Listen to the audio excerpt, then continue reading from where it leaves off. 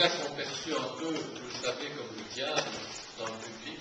Je crois qu'avant, dans le cinéma, à Hollywood, il y avait les cow-boys et les Indiens étaient les mauvais. Et puis on a arrêté cela, on a mis les Russes et les Américains.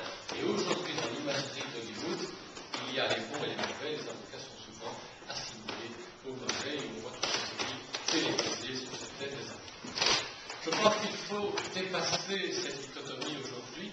L'avocat, et c'est le slogan qui se trouve sur la nouvelle banderole du barreau, l'avocat est celui qui ouvre la porte. C'est Mauriac, et je crois aussi que l'avocat accompagne celui qu'on ne veut plus entendre. L'avocat accompagne par priorité le plus démuni, ce qu'on appelait avant la veuve et l'orphelin. C'est un des combats du barreau de Bruxelles aujourd'hui. Une des premières missions, ce sont les prodéos.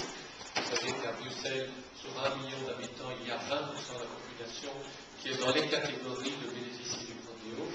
À Bruxelles, nous avions, jusqu'avant la crise, à peu près 100 consultants par jour. Nous en avons depuis la crise 150 par jour.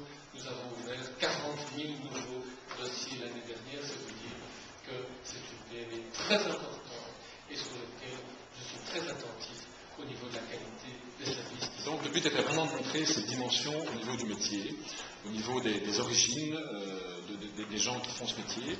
Donc ça c'était la première dimension. Et alors la deuxième, comme je vous l'ai dit, c'était de montrer que, et je crois que c'est vraiment très caractéristique, c'est que dans cette profession, il y a des gens d'une très grande richesse, il y a de très très fortes personnalités. Et je voulais montrer cette dimension-là, je voulais montrer les talents cachés des avocats du barreau de Bruxelles.